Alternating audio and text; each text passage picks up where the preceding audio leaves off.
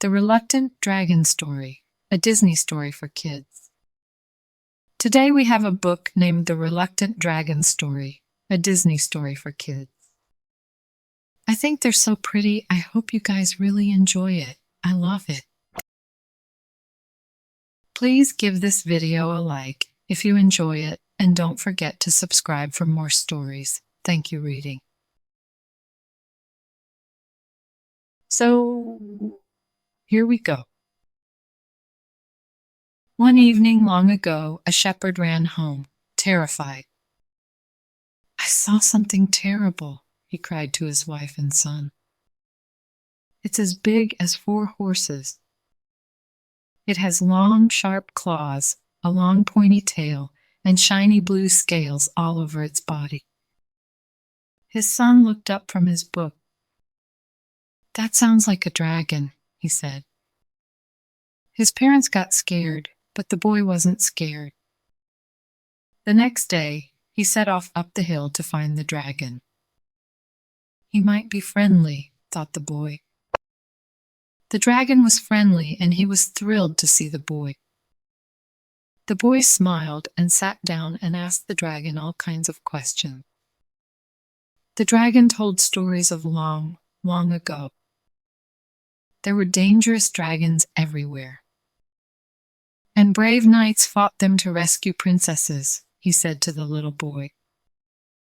The boy came back every day to hear the stories. But then the villagers found out about the dragon. They were terrified. The boy ran straight to the dragon and said, "The villagers want to get rid of you, but I would not hurt even a fly," said the dragon. That afternoon, the boy heard even worse news. St. George, the dragon killer, was there to fight the dragon. Immediately, the boy rushed back to the dragon.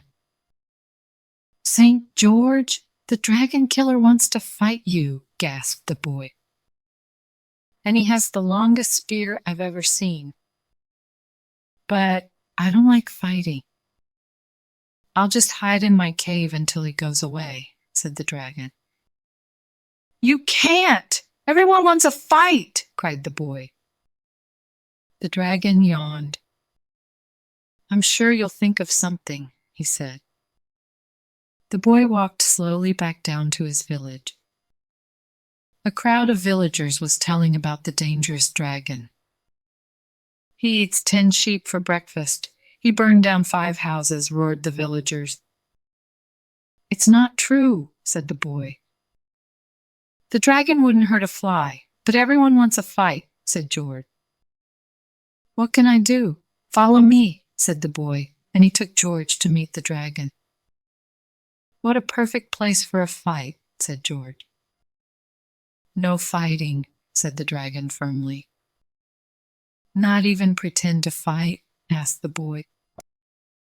"Maybe," said the dragon. The boy turned to George. "Do you promise not to hurt him?" "Well, it has to look real," said George. "Will there be feast afterward?" asked the dragon. "There will, and you can come," promised George.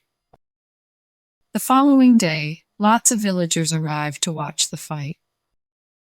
The boy waited nervously by the dragon's cave. They cheered and waved when St. George rode into view. Soon, a roar echoed through the hills. Flames filled the air. Everyone gasped as the dragon appeared.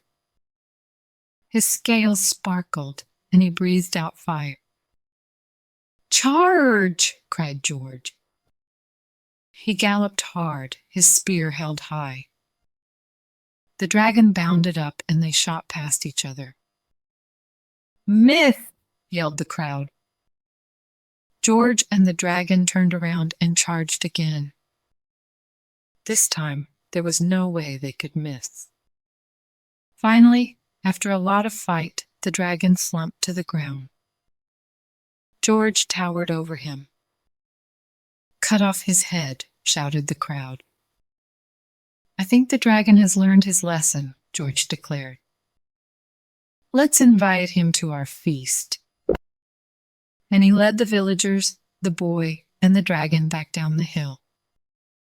The boy was happy because his plan worked. The villagers were happy because they'd seen a fight. George was happy because he'd won. But the dragon was happiest of all. He had lots of new friends and a full tummy. "Jolly night it's been," he murmured, and began to snore. "How will I get him home?" said the boy. "I'll help," said George. He gave the dragon a prod, and they set off up the hill arm in arm, the saint, the dragon, and the boy. The end. Good job, friends. Thank you so much for reading with me. Bye, I'll see you next time.